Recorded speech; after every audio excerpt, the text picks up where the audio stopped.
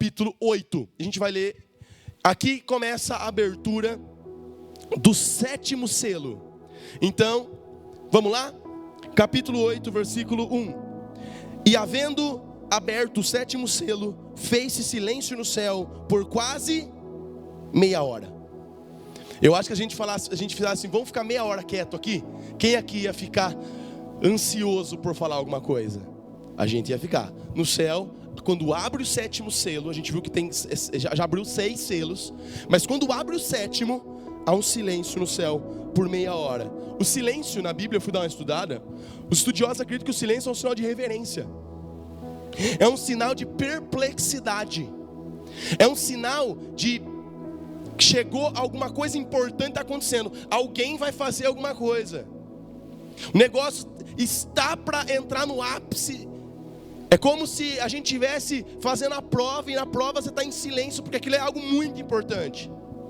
Então quando abre-se o 7º selo, é feito silêncio no céu por meia hora.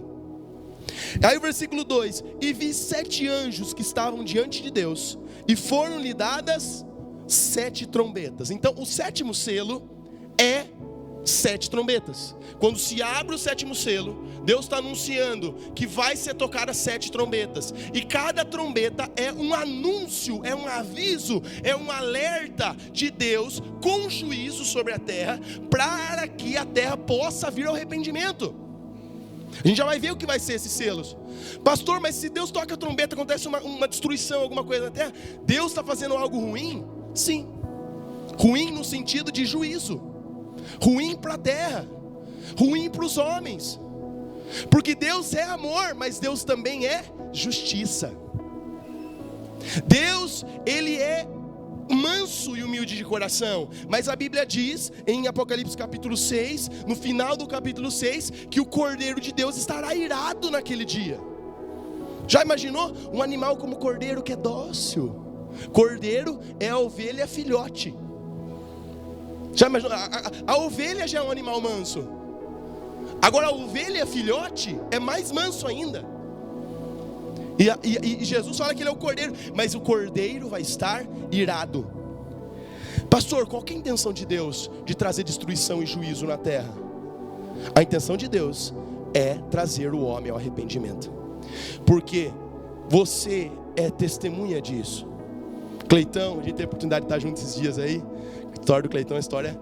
Tem que ter a parte 2, Cleitão. Porque tem mais coisa, né, Cleitão? Cleitão falou, eu economizei aqui na resenha. A gente sabe, Cleitão pode até falar melhor, mas todo mundo é testemunha disso. Que quando a gente está sofrendo o sofrimento, a gente para pensar várias coisas. A gente ouve a voz de Deus. Quando você está enfrentando uma doença muito difícil. Quando você está num velório, todo mundo no velório está num sentimento de reflexão. O C.S. Lewis, que é o escritor das Crônicas de Nárnia, que a Paola gosta muito de Crônicas de Nárnia, né, Paola? Ele escreve assim que o sofrimento é o megafone de Deus. Deus até quer que você entenda do jeito de boa. Deus até quer que quando Ele fala com você de maneira mansa, olha, faça isso, e você entenda tranquilo. Mas é fato que nós não entendemos quando Deus fala de boa. Sim ou não? E se tiver alguém que seja humilde, cheio do Espírito Santo no ponto de ouvir Deus quando Ele fala de boa, a vida dessa pessoa é muito mais fluida. Mas se Deus tem que toda hora te trazer sofrimento para que você ouça, amém. Porque o pai corrige o filho a quem Ele ama. Inclusive a Bíblia diz, o pai que poupa a vara do seu filho não o ama. Não é isso? Então Deus vai trazer sim juízo. Tsunami 2004... lá na Ásia, Sudeste Asiático. O homem tolo. São eventos naturais. Não, é Deus trazendo juízo. Essas guerras que estão para lá, para cá, é Deus trazendo juízo. Mas o Katrina, o furacão que devastou milhares de pessoas, milhares de casas,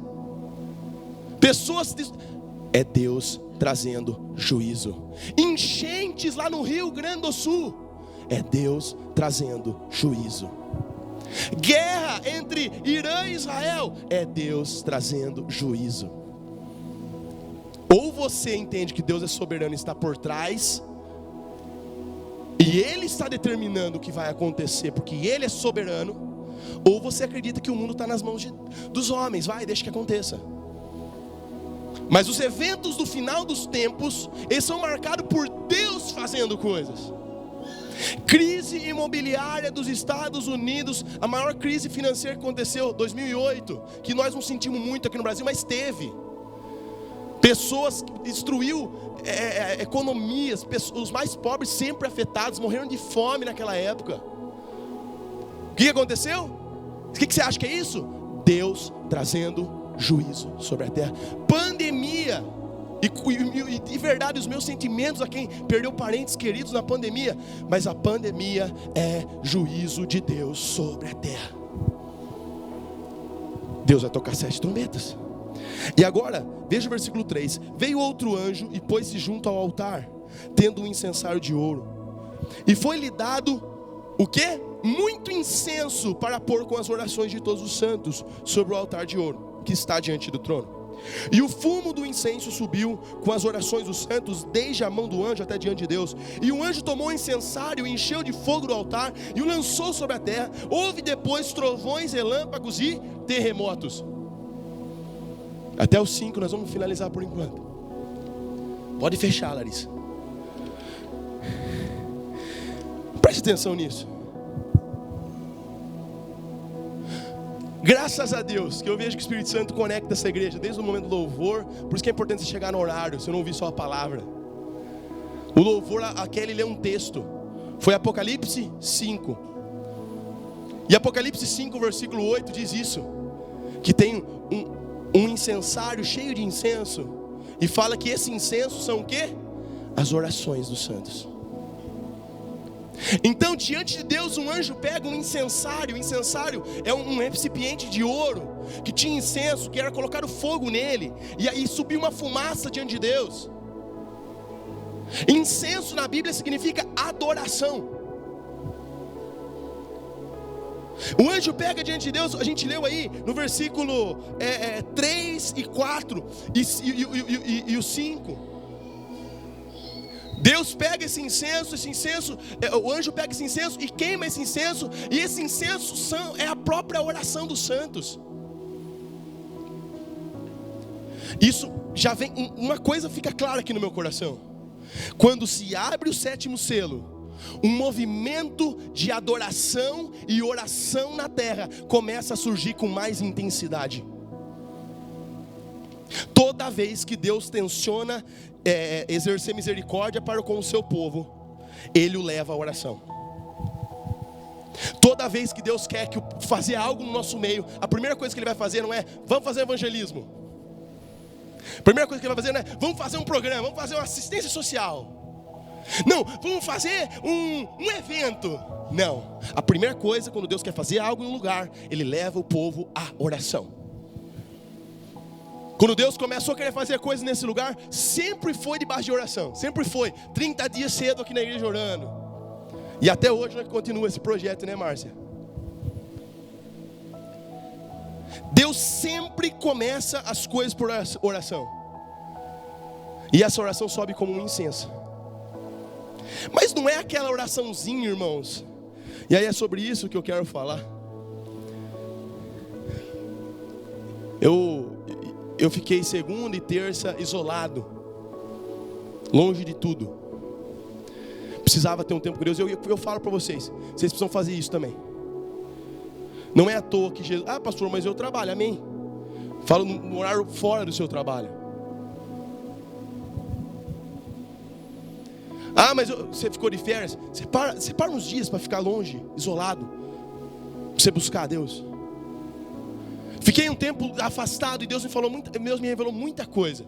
Deus falou muita coisa do meu coração. Eu quero compartilhar com vocês algumas coisas. Esse movimento que Deus levanta de adoração e oração não é a oraçãozinha carnal. O que é a oraçãozinha carnal? Oração que só diz respeito a você mesmo. Deus, eu quero comprar aquele carro novo, Deus, olha. Será que Jesus morreu na cruz para você ficar pedindo carro para Deus? Carro é importante, você pode pedir isso nas suas orações. Não estou falando que isso não pode ser feito. Você pode falar de tudo com Deus. Deus, abençoa a minha família, minha casa, meus filhos, minhas crianças, tudo. Amém. Você pode fazer esse tipo de oração. Você pode pedir pela sua família, pela sua casa. Mas quando é que as suas orações tinham mais a ver com o coração de Deus do que com o seu próprio coração? Porque deixa eu te falar uma coisa. Até o satanista pede para Satanás para proteger a sua casa, sua família, sua vida, seu dinheiro. Tá bom? Até pessoas que creem em deuses falsos, o budismo, os hindus, o Islã, eles pedem para lá proteger as coisas deles. A Bíblia fala em Tiago: vocês pedem, mas não recebem, porque pedem mal, para usar nos seus próprios interesses. Quando foi a última vez que você pediu coisas que tinham a ver com o coração de Deus e não com o seu próprio coração?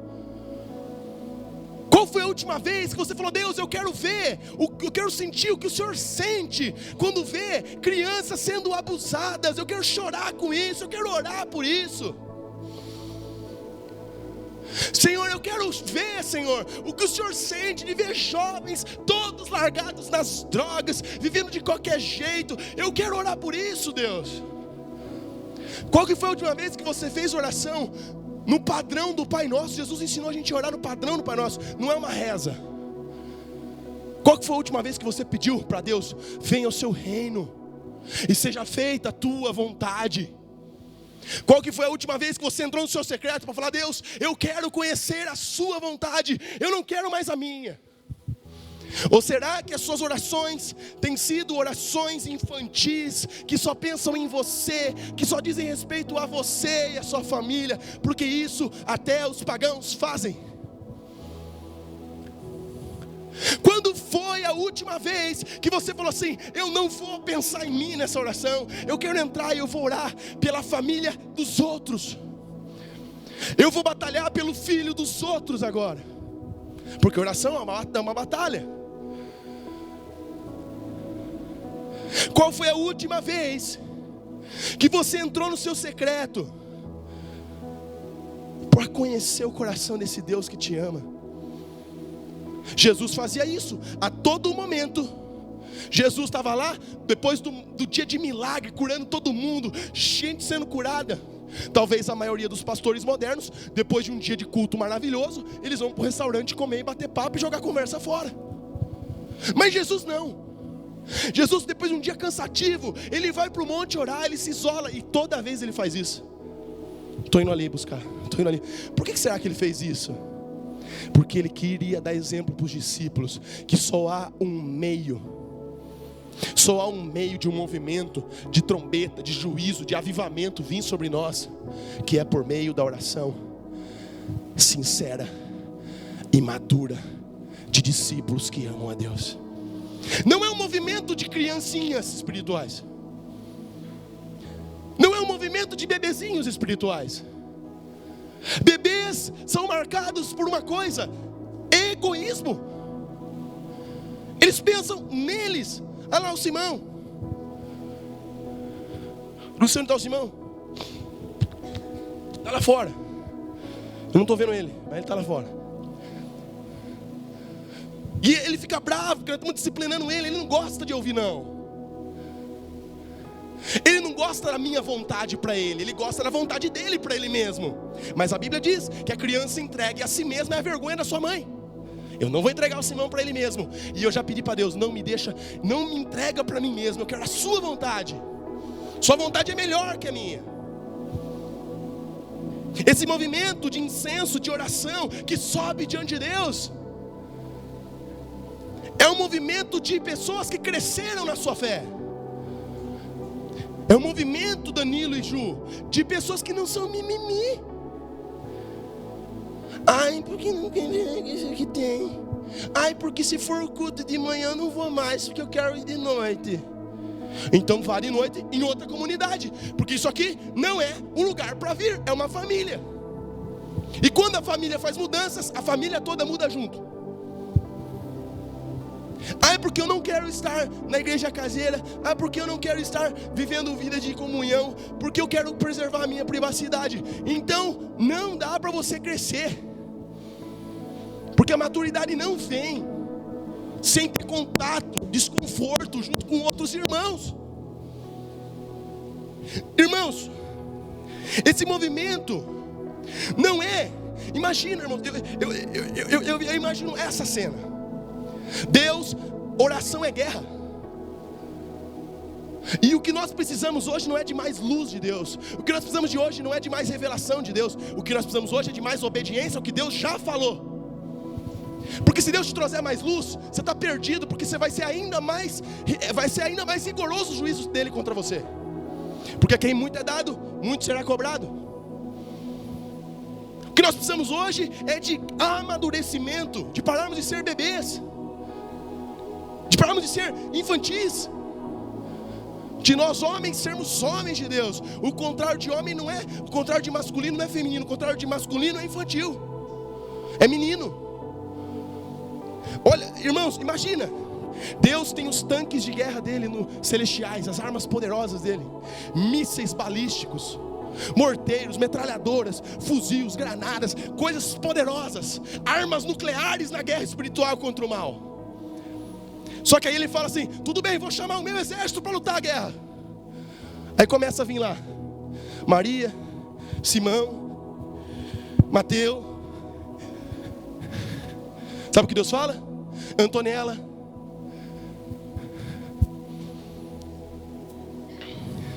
ele fala: estou cheio de armamento aqui para destruir o inferno, mas eu não tenho um homem para ir para a minha guerra.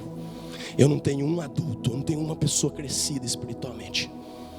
Eu tenho um monte de bebezinho, e bebês não podem ir à guerra. Bebês não fazem diferença nenhuma no reino espiritual.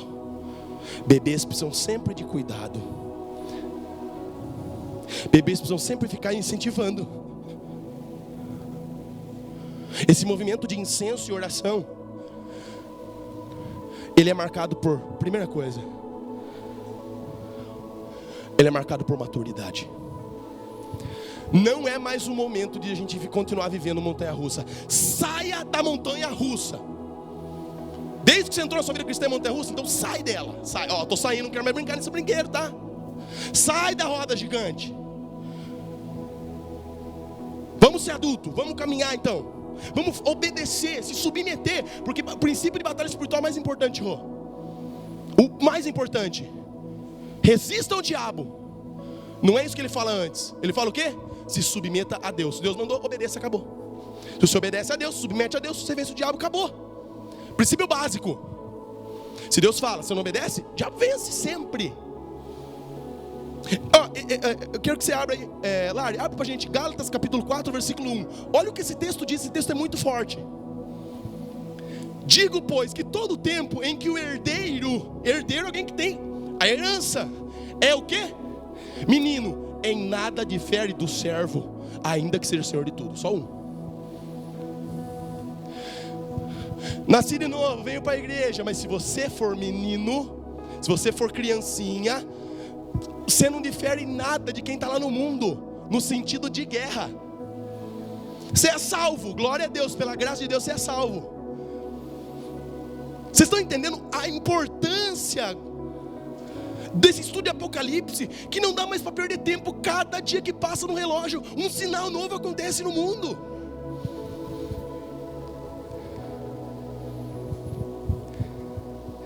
Em nada, um menino e um escravo, olha que coisa, não difere em nada, mesmo que o menino seja dono de tudo. É isso que a palavra de Deus diz. Deus tem herança espiritual para nós, mas nós não vamos herdar as bênçãos, as promessas de Deus, a força espiritual para vencer o mal, vencer nossa carne, nosso ego, seguir Jesus, se nós não amadurecermos. É lindo de ver Paulo escrevendo isso, que ele vai falar do amor. O amor tudo sofre, tudo crê, tudo espera e tudo suporta. Ele vai falar, o amor não é egoísta, o amor não se preocupa com os seus próprios interesses, o amor, ele é benigno, o amor não vê maldade nas coisas, o amor não é leviano. Ele vai falando do amor, né? Mas ele fala, quando eu era menino, eu falava com o menino, pensava com o menino, agia com o menino, mas agora eu cheguei a ser homem, eu deixei as coisas de menino de lado. Nós precisamos urgentemente, irmãos, crescer espiritualmente. Nós precisamos urgentemente jogar fora os pecadinhos de estimação.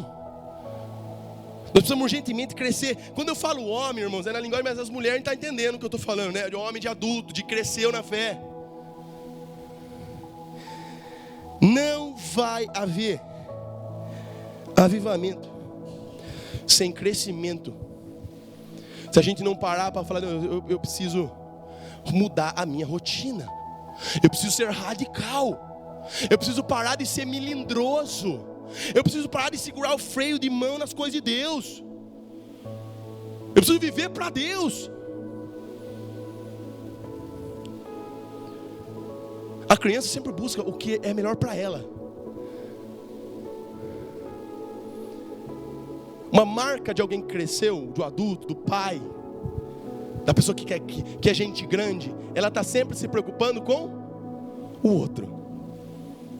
Como que está meus filhos, como que está minha esposa. Ele está sempre preocupado com o outro. Às vezes nem se preocupa tanto consigo mesmo. A marca da criança é que ela está sempre preocupada com ela mesma.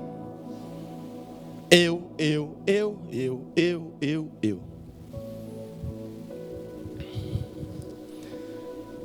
Existe um arsenal, mas Deus não pode dar esse arsenal para crianças. O anjo pega fogo do altar, coloca nesse incensário e joga sobre a terra. E acontece algo poderoso aqui. Acontece vozes, trovões, relâmpagos e terremotos. Existe um poder extraordinário na oração. Existe um poder extraordinário na oração. Orar é lutar. Orar é fazer algo. Às vezes a pessoa fala assim, qual que é o dever do pastor, do pregador? O maior dever do pregador é passar tempo com Deus. É orar. Eu escrevo isso todo dia no meu caderno de oração. Eu escrevo, o trabalho do pastor é orar. O trabalho do pastor é orar. Irmãos, existe uma batalha espiritual. Essas oraçãozinhas de 10 minutos na correria, Gu. Ah, Deus, obrigado, tal, não sei o que, amém. O diabo nem sente. Paulo era conhecido no inferno. O pessoal vai lá expulsar um demônio e fala, eu expulso você no nome de Jesus a quem Paulo prega. E o demônio olha para os caras e fala assim, conheço Jesus, conheço Paulo, e vocês quem são? E desce a madeira nos caras. O demônio arrebenta os caras, deixa os 7 caras pelados, espancado. Porque o lugar onde vocês jovens deviam ser conhecidos não é na rede social, é no inferno. O diabo não conhece vocês, porque vocês gostam de ser conhecidos na rede social. Vocês não são conhecidos, o diabo nem sabe quem são vocês, porque vocês nem querem ser conhecidos lá, porque vocês não aguentam ficar meia hora de joelho orando, porque vocês não conseguem ficar num culto sem olhar para o celular para ver alguma notificação, porque vocês não conseguem obedecer coisas simples. E toda vez que Deus dá uma ordem para você e você não obedece, o seu coração pecador faz o quê? Ressignifica a ordem que Ele deu para ficar bem consigo mesmo. Deus dá uma orientação na palavra. Ah, isso aqui eu acho que não é bem assim e tal, não vou fazer. Mas Ele mandou. Para de ser infantil. Quem faz isso é criança. Ah, eu não obedeci, pai, porque me chora. Criança que é assim.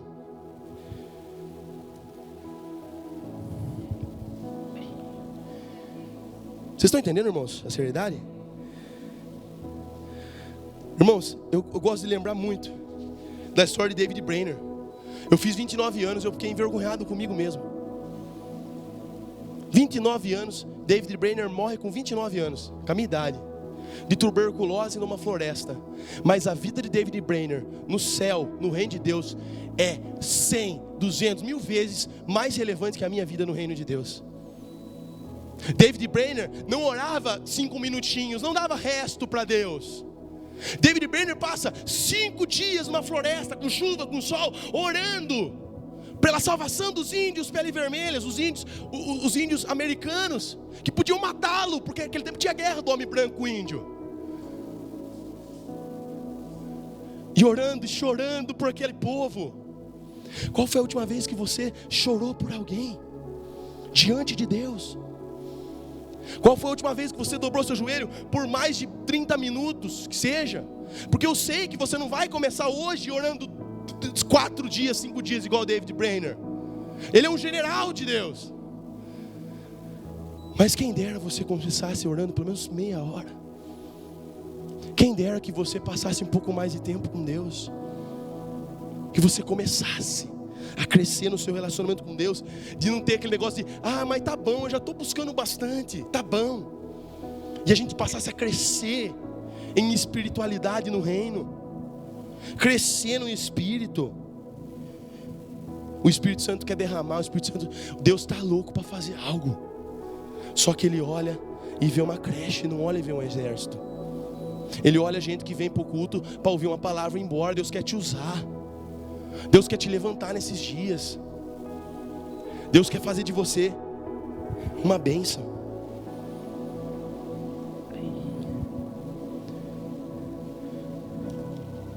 As trombetas são tocadas.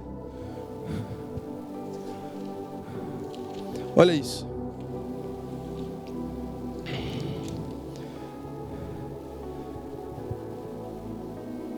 São 4 trombetas que eu vou ler com você agora.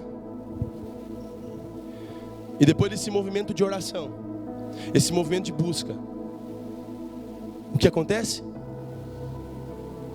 Começa a se tocar as trombetas. A primeira trombeta é tocada, versículo 7. E sai fogo com saraiva misturado com sangue, e a 1/3 parte das árvores são queimadas das vegetações. Toda a erva verde foi queimada, a 1/3 parte da erva verde. Foi o juízo de Deus. Lari, vai pondo pra gente aí, versículo 7, sobre as árvores. Do verso 8 ao 9, a segunda trombeta é tocada.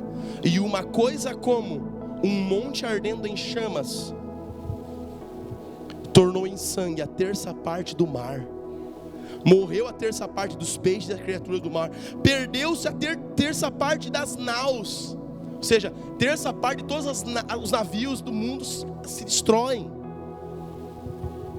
Perceba no verso 8 que fala uma coisa como.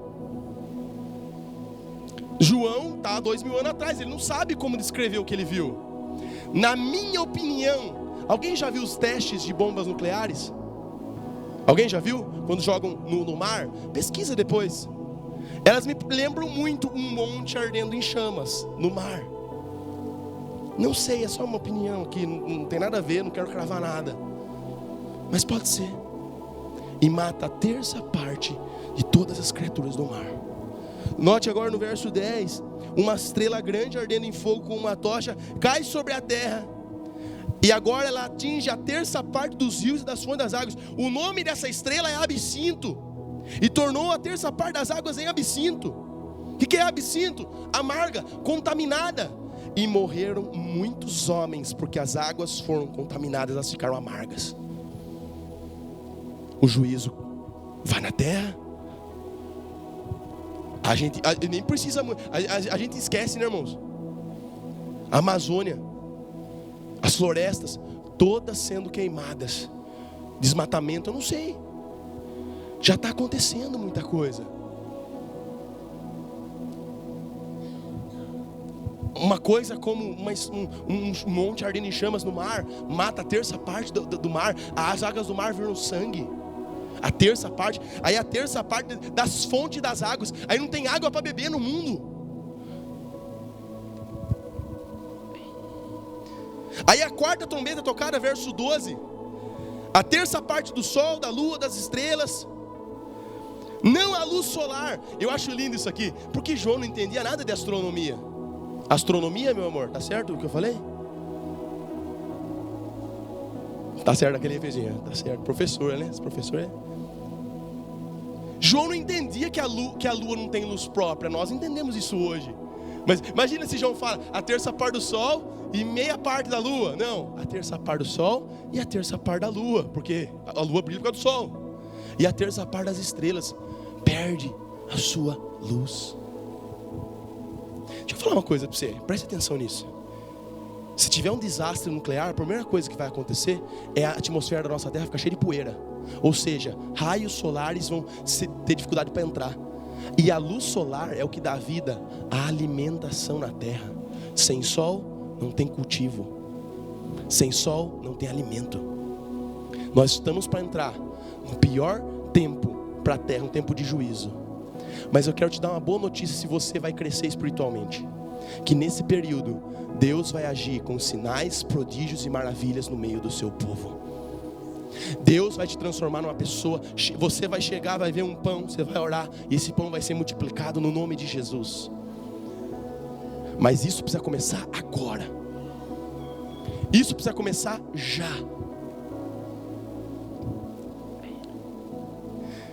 E o versículo 13, eu quero finalizar aqui. Não quero trazer um fardo maior do que eu já trouxe para vocês hoje. Olhei e ouvi um anjo voar pelo meio do céu, dizendo com uma grande voz. O que ele diz? Ai, ai da terra, dos que habitam sobre a terra, por causa das outras vozes das trombetas, dos 3 anjos que ainda vão tocar. Então, toca 4 trombetas, 1/3 das árvores, 1/3 do mar, 1/3 das fontes das águas, 1/3 das estrelas são julgadas, são exterminadas. E ainda chega um anjo para avisar: ai, ai, ai, ai, ai, ai de vocês que habitam sobre a terra, porque o bicho vai pegar, vai ser pior ainda, o negócio vai ficar doido. Semana que vem nós vamos falar da 5ª e da 6ª trombeta. Irmãos, prestem muita atenção. Prestem muita atenção, porque Deus está para trazer sobre a terra juízo. Mas nós precisamos entender uma coisa aqui hoje. Queria que você abrisse rapidamente 1 Pedro 4:17. Deus vai julgar a terra. Ele está tentando trazer a terra de volta. Ele está tentando salvar pessoas por meio do sofrimento, por meio da angústia. Ele quer salvar, mas os homens são maus. Mas olha isso, gente. Eu vou finalizar com isso. A gente vai embora para nossa casa. Porque já é tempo que comece o julgamento por onde? Pela casa de Deus. E se primeiro começa por nós, qual será o fim daqueles que são desobedientes ao Evangelho de Deus? Pode parar aí. Por que nós estamos vendo tanto escândalo no meio evangélico? Porque nós estamos vendo tanta coisa. Eu não assusto não. Porque o juízo começa pela casa de Deus. Por isso acerta a tua vida diante de Deus. Se arrependa dos seus pecados. Sabe o que nós precisamos hoje, Adriel? Não é de mais luz. Nós precisamos hoje de mais obediência. Se Deus der mais luz para nós hoje, o juízo vai ser ainda mais alto para nós. Nós precisamos obedecer ao Senhor. Qual foi a última vez que você teve um ato de fé que você falou: não, eu vou obedecer a Deus, o que Ele mandou e acabou? Deus está chamando a gente. E posso falar para vocês? Tem pessoas aqui, eu vejo isso claramente, que são pessoas que Deus quer usar de forma tremenda, mas tem aquele detalhezinho daquela falta de obediência, aquela coisinha que não obedeceu ainda, aquela coisinha no coração que ainda não foi tratado. E a pessoa segura, e Deus também segura o nível de unção. Deus quer te dar uma arma maior. Às vezes você está com uma faquinha de cozinha lutando essa guerra infernal contra o diabo, e Deus fala assim: ó, está aqui esse tanque de guerra. Eu lembrei até daquela cena, daquele filme. É um filme que vocês não devem assistir, filme ruim. Que o cara está lá no meio do bairro dos negros lá. Quem viu esse filme aí? Que o cara mostra uma arma e o outro mostra uma arma maior. Vocês já viram essa cena? Aí no final ele mostra um míssil. É muito engraçada essa cena. O que vocês estão falando? Ele mostra, Deus quer dar um míssil para nós. Deus quer dar uma arma maior para a gente lutar. Mas nós precisamos, de fato, crescermos espiritualmente. Nós devemos, irmãos, parar de nos autopreservar. Gui, não se preserva. Busca o reino em primeiro lugar. Se preservar é coisa para a criança para toda hora ficar, ai, não mexe aqui que vai machucar. O adulto é diferente. Que nós tenhamos o mesmo sentimento daqueles jovens moravianos que estavam pregando no navio negreiro. Jesus é salvação, Jesus quer libertar você dos seus pecados, dos seus ídolos. E os negros tudo acorrentavam. Mas é fácil vocês falar de liberdade. Vocês são brancos, nós somos negros, nós somos escravos. E aqueles jovens ficam, eles eram jovens, tinham 18 anos, 20. Eles ficam tristes com aquilo, eles eram pessoas de Deus mesmo. Eles voltam no outro dia e se vendem como escravos e falam assim, agora nós somos escravos junto com vocês. Deram a vida deles para ser escravo, a vida toda, para que alguém conhecesse a Jesus. Como você acha que esses meninos são diante de Deus? Porque tem gente que é gigante diante dos outros, mas diante de Deus é apenas um bebezinho. E o bebê não tem diferença nenhuma do escravo, mesmo que seja herdeiro de tudo. Que nós possamos crescer, irmãos. Que possa começar hoje a nossa vida. Que nós paremos de dar desculpa para nós mesmos. Que nós saiamos um pouquinho do celular. Que nós ficamos enojados de ficar do mesmo jeitinho a vida inteira. Nós precisamos mudar. Precisa acontecer alguma coisa. Nós precisamos falar a verdade uns para os outros. Não tem, sabe? Nós precisamos crescer espiritualmente. E eu quero orar por você. Se coloque em pé. Eu vou orar. Eu queria que você fosse embora para a tua casa reflexivo hoje. A gente é a favor de comunhão, a gente é a favor de família. Mas eu vou te orientar algo aqui hoje. Quando sair daqui, toma teu café. E se for para conversar alguma coisa com teu irmão, que seja ou para cuidar dele, para pastorear o coração dele, ou que seja para conversar sobre o que Deus falou aqui hoje. Que seja para a gente tomar decisões, mudanças drásticas na nossa vida. Se for para, ou se não, pega e vá para a tua casa, mas vá em espírito de oração. Vá pensando no teu almoço, mas pensando como que você vai fazer para mudar a realidade da tua vida. Porque a obra pede pressa. Porque o reino de Deus, daqui pouco tempo, ele virá. E ele não vai esperar você se preparar. Então o tempo é hoje, é agora. Vamos orar.